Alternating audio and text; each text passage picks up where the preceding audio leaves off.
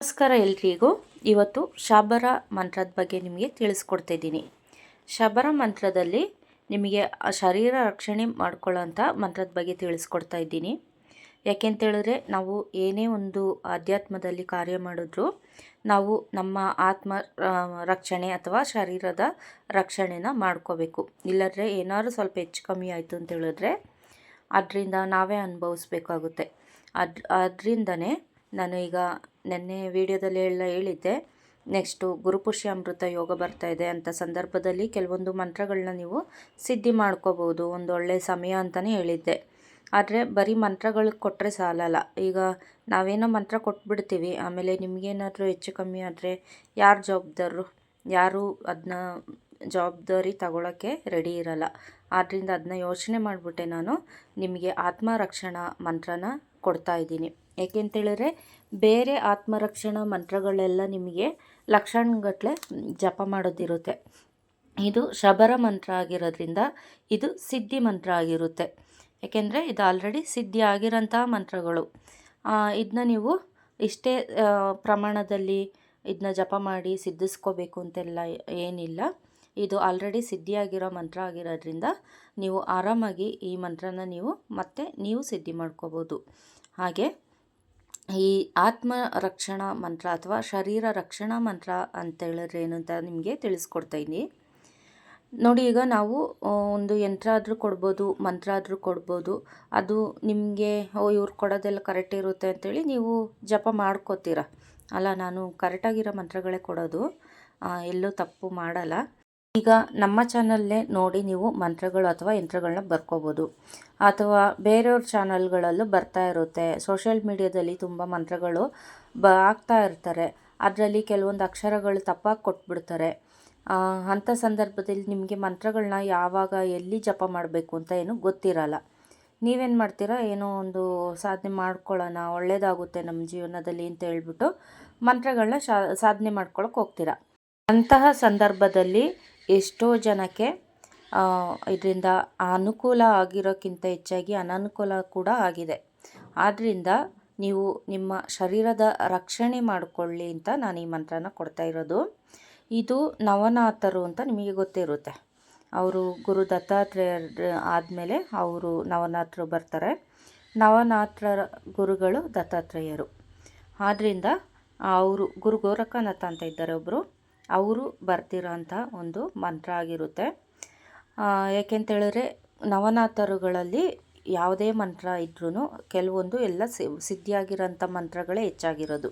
ಆದ್ದರಿಂದ ನೀವು ಯಾವುದೇ ಮಂತ್ರನ ಜಪ ಮಾಡೋಕ್ಕೆ ಮೊದಲು ಗಣೇಶ, ನಂತರ ಗಾಯತ್ರಿ ಮಂತ್ರನ ಜಪ ಮಾಡಿಕೊಂಡು ನಂತರ ನೀವು ಶಬರ ಮಂತ್ರನ ಜಪ ಮಾಡ್ಕೊಳ್ಳಿ.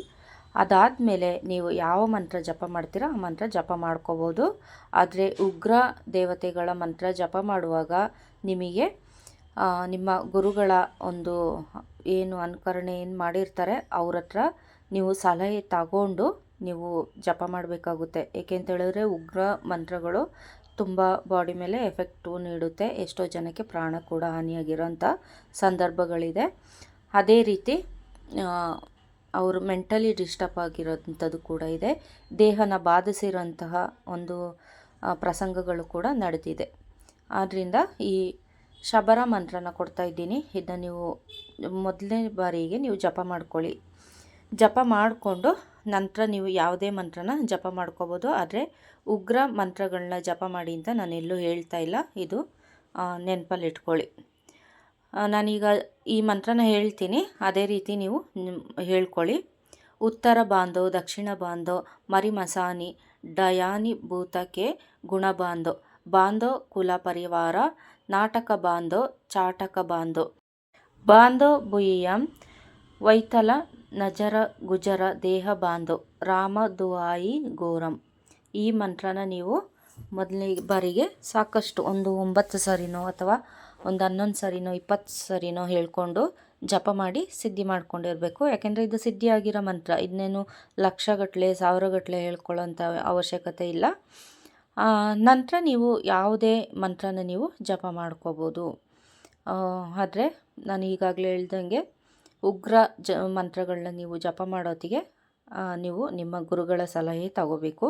ಅಂತಹ ಮಂತ್ರಗಳನ್ನ ನೀವು ಜಪ ಮಾಡಬೇಕು ಅಂತ ಹೇಳಿದ್ರೆ ಸುಮ್ಮನೆ ಮನೆಯಲ್ಲೆಲ್ಲ ಕೂತ್ಕೊಂಡು ಜಪ ಮಾಡೋಕ್ಕೆ ಹೋಗಬೇಡಿ.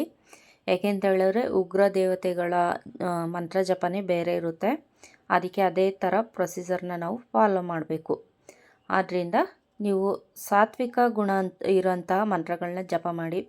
ಕೆಲವೊಂದು ಬೀಜಾಕ್ಷರ ಮಂತ್ರಗಳನ್ನ ಜಪ ಮಾಡ್ಬೋದು, ತೊಂದರೆ ಇಲ್ಲ. ದುರ್ಗಾದೇವಿ ಮಂತ್ರನ ನೀವು ಮನೇಲೇ ಕೂಡ ಜಪ ಮಾಡ್ಬೋದು. ಇನ್ನು ಗಣೇಶ ಮಂತ್ರಗಳು ಕೂಡ ನೀವು ಜಪ ಮಾಡ್ಬೋದು. ಕೆಲವೊಂದು ಮನೇಲಿ ಮಾಡ್ಕೋಬೋದು, ತೊಂದರೆ ಏನಿಲ್ಲ. ಕೆಲವೊಂದು ಆ ಪ್ರದೇಶಗಳಂತ ಇರುತ್ತೆ, ಅಂಥ ಪ್ರದೇಶಗಳಲ್ಲೇ ನೀವು ಜಪ ಮಾಡ್ಕೋಬೇಕು. ನಮ್ಮ ಮಂತ್ರದ ಬಗ್ಗೆ ಸಾಕಷ್ಟು ವಿವರಣೆಗಳನ್ನ ಕೊಟ್ಟಿದ್ದೀನಿ ಅನ್ಕೋತೀನಿ. ಯಾಕೆಂದರೆ ಎಲ್ಲರೂ ಕೊಡ್ತಾರೆ ಮಂತ್ರಗಳನ್ನ. ನಾವು ಜಪ ಮಾಡಿಕೊಂಡು ನಾವೇನೋ ಒಂದು ಒಳ್ಳೇದು ಮಾಡ್ಕೊಳ್ಳೋಣ ಅಂತ ಹೋಗಿ ಅದನ್ನ ನೀವು ನಿಮಗೆ ಹಾನಿ ಆಗೋ ಥರ ಮಾಡ್ಕೋಬೇಡಿ. ಆದ್ದರಿಂದ ಹೇಳ್ತಾ ಇದ್ದೀನಿ ನೋಡಿ, ಇದು ಆತ್ಮರಕ್ಷಣಾ ಅಥವಾ ಶರೀರ ರಕ್ಷಣಾ ಮಂತ್ರ ಆಗಿರುತ್ತೆ.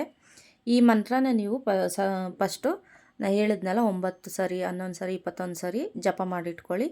ನಂತರ ನೀವು ಯಾವುದೇ ಜಪಕ್ಕೆ ಕೂತ್ಕೊಂಡಾಗನೂ ಉತ್ತರಾಭಿಮುಖವಾಗಿ ಕೂತ್ಕೊಳ್ಳಿ. ನಂತರ ಈ ಮಂತ್ರನ ಜಪ ಮಾಡಿ ನಿಮ್ಮ 2 ಹಸ್ತಗಳನ್ನ ಜೋಡಿಸ್ಕೊಂಡು ಆ ಹಸ್ತಗಳ ಮೇಲೆ 9 ಸರಿ ಊದ್ಕೋಬೇಕು. ನಂತರ ನಿಮ್ಮ ತಲೆಯಿಂದ ಪಾದದವರೆಗೂ ಪೂರ್ತಿ ಶರೀರನ ಸವರ್ಕೋಬೇಕು. ಇದರಿಂದ ನಿಮ್ಮ ಶರೀರ ಸಂಪೂರ್ಣವಾಗಿ ಬಂಧವಾಗುತ್ತೆ, ಅಂದರೆ ರಕ್ಷಣೆಯಾಗುತ್ತೆ. ಆದ್ದರಿಂದ ನಾನು ಹೇಳಿದ ಥರ ನೀವು ಪಾಲನೆ ಮಾಡಿ. ಹಾಗೆ ಯಂತ್ರ ಮಂತ್ರಗಳ ಬಗ್ಗೆ ನಾನು ಹಳೆ ವಿಡಿಯೋಗಳಲ್ಲೆಲ್ಲ ಯಾವ ರೀತಿ ಸಿದ್ಧಿ ಮಾಡ್ಕೊಳ್ಳೋದು ಅಂತೆಲ್ಲ ಪ್ರತಿಯೊಂದು ನಿಮಗೆ ತಿಳಿಸ್ಕೊಟ್ಟಿದ್ದೀನಿ. ಅದೇ ರೀತಿ ನೀವು ಫಾಲೋ ಮಾಡಿಕೊಂಡ್ರೆ ತುಂಬ ಒಳ್ಳೆಯದಿರುತ್ತೆ. ಮಂತ್ರಗಳನ್ನ ಯಾವ ರೀತಿ ಯಾವ ದಿನಗಳಲ್ಲಿ ನಾವು ಸಿದ್ಧಿ ಮಾಡ್ಕೋಬೇಕು ಅಂತ ಕೂಡ ಕೊಟ್ಟಿದ್ದೀನಿ. ಹಾಗೆ ಮುಂದಿನ ಗುರುವಾರ 18ನೇ ತಾರೀಕು ಗುರುಪುಷ್ಯಾಮೃತ ಯೋಗ ಇದೆ. ಅಂಥ ಸಂದರ್ಭದಲ್ಲಿ ಕೆಲವೊಂದು ಸಾತ್ವಿಕ ಮಂತ್ರಗಳನ್ನ ನೀವು ಜಪ ಮಾಡಿ ಸಿದ್ಧಿ ಮಾಡ್ಕೋಬೋದು. ಈ ವಿಡಿಯೋ ನಿಮಗೆ ಇಷ್ಟ ಆಗಿದೆ ಅಂತ ಅನ್ಕೋತೀನಿ. ಇಷ್ಟ ಆದರೆ ಲೈಕ್ ಮಾಡಿ, ಇಲ್ಲಾಂದರೆ ಡಿಸ್ಲೈಕ್ ಮಾಡಿ. ಹಾಗೆ ಇಷ್ಟ ಆದವರು ಇದನ್ನ ಶೇರ್ ಮಾಡ್ಬೋದು. ಯಾಕೆಂತೇಳಿದ್ರೆ ಇದೆಲ್ಲ ಬೇರೆಯವ್ರಿಗೂ ತಿಳಿದ್ರೆ ತುಂಬಾ ಒಳ್ಳೆಯದು. ನೀವೇ ಕಲಿಯೋಕ್ಕಿಂತ ನಿಮ್ಮ ಜೊತೆಗೆ ಒಂದು 4 ಜನನೂ ಕಲಿಸ್ಕೊಂಡು ಹೋಗಿ. ಹಾಗೆ ಇದನ್ನ ಶೇರ್ ಮಾಡಿ ನಿಮ್ಮ ಫ್ಯಾಮಿಲಿ ಫ್ರೆಂಡ್ಸಿಗೆಲ್ಲ. ನಂತರ ನಿಮಗೆ ಈ ವಿಡಿಯೋ ಇಷ್ಟ ಆಯಿತು ಅಂತ ಹೇಳಿದ್ರೆ ಸಬ್ಸ್ಕ್ರೈಬ್ ಮಾಡ್ಕೊಳ್ಳಿ. ಮುಂದಿನ ವಿಡಿಯೋದಲ್ಲಿ ಬೇರೆ ಮಂತ್ರದೊಂದಿಗೆ ಸಿಗೋಣ. ಅಲ್ಲಿವರೆಗೂ ಧನ್ಯವಾದಗಳು.